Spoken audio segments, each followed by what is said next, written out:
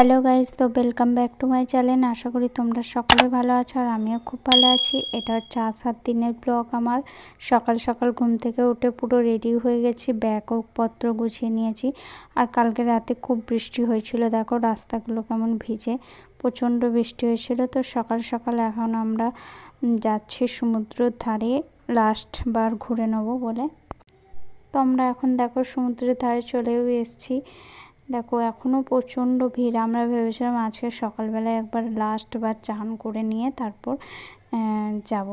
তো গিয়ে দেখি প্রচুর জলটা বেড়েছিল, তো ওখানে ওরকমভাবে চান করা যেত না, তাই আমরা চান করিনি, এমনি জাস্ট ঘুরে চলে এসেছি।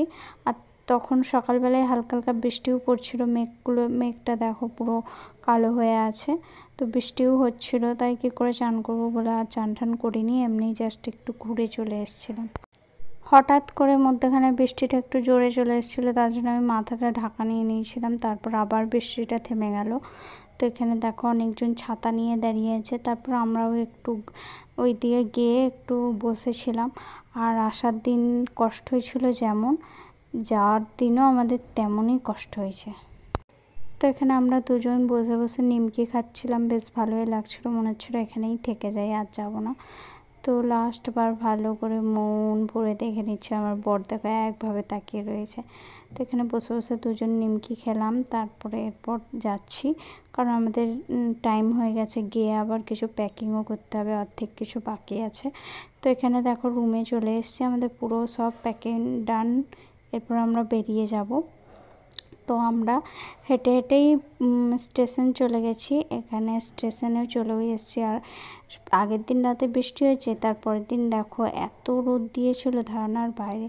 আর সেদিন ট্রেনে এত ভিড় ছিল, এত ভিড় ছিল তোমাদের বলে বোঝাতে পারবো না। এখানে আমরা স্টেশন চলেও এসেছি, দেখো এত লোক, জানি না ট্রেনটায় জায়গা হবে কি না সবারকার, প্রচণ্ড ভিড় ছিল। তারপরে ট্রেনটা দেওয়ার কথা ছিল 10টা 5-এ, দিয়েছে 11টায়, তাহলে 1 ঘন্টা আমরা স্টেশনে বসেছিলাম ট্রেনের জন্য। তারপরে এখানে দেখো ট্রেনটা চলে এসছে, ট্রেনটা যে এলো তাও দেখো এত ভিড়, এত ভিড় নিয়ে এলো ট্রেনটা, আবার এতগুলো লোককে নিয়ে যাবে, তো প্রচুর ভিড় হয়েছিল। আগে আমার বর তাড়াতাড়ি আগে চেপে গেছিলো বলেই আমরা জায়গা পেয়েছিলাম, নাহলে হয়তো জায়গা পেতাম না। দেখো প্রচুর ভিড়, সব বিজ করছে। তো আগে উঠে গেছিলো বলেই আমরা জায়গা পেয়েছিলাম, তাও আবার উপরে, যে উপরে জায়গা হয় না ওখানে পেয়েছিলাম। তো আমার বসতে একটু কষ্টই হচ্ছিল, আর এত গরম ছিল, তার মধ্যে কোনো রকম এসছি। আর এখানে তোমাদের দেখাচ্ছি স্টেশনটা, দেখো পা রাখারও জায়গা নেই, নিচে লোক উপরেও লোক, কি বলবো। কোনো রকমে হাওড়াতে নামলাম, হাওড়াতে নেমে আমাদের ওই লাইনে ট্রেন ধরলাম, মানে কী বলে ওটা, তারকেশ্বর, ওইটাতেও আমরা সিট পাইনি, কোনো রকম দাঁড়িয়ে চলে এসেছি। এখানে আসার সময় একটা খুব সুন্দর জিনিস দেখতে পেয়েছি, দেখো আস্তে আস্তে দেখো রামধনু উঠেছে, এরপর আমরা বাইকে করে বাড়ি যাচ্ছি, ওই দেখো রামধনু উঠেছে, বেশ ভালো লাগছিলো দেখে। এবছরে এই রামধনুটা প্রথম দেখলাম আমি, বেশ ভালো লাগছিলো, মনটা বেশ ভালো হয়ে গেল। তো আজকের ব্লগটা এই পর্যন্তই, ভালো লাগলে লাইক কমেন্ট শেয়ার অ্যান্ড চ্যানেলটা সাবস্ক্রাইব করে দেবে।